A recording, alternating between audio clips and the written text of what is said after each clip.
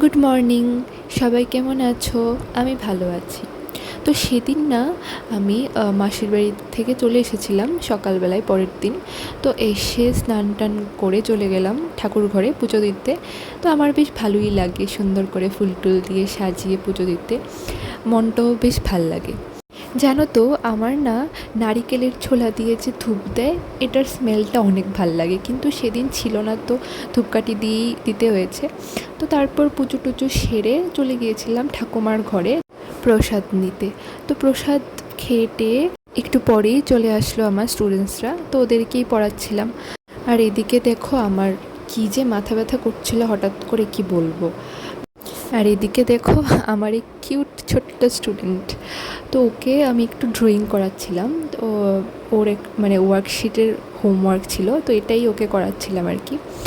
তো করিয়ে টরিয়ে দেখলাম হঠাৎ করেই বৃষ্টি শুরু হয়ে গেল। তো এত বৃষ্টি হচ্ছিল, বেশ ভালোই লাগছিল, ওয়েদারটা একটু ঠান্ডা হচ্ছিল, এতদিন যা গরম পড়েছিল কি বলবো। তো তারপর একটু পরে বৃষ্টি কমে গেল, আর এদিকে দেখো আকাশটা কি সুন্দর লাগছে না, কালারটা বেশ দারুণ। তো আজকের জন্য এতটুকুই, টাটা।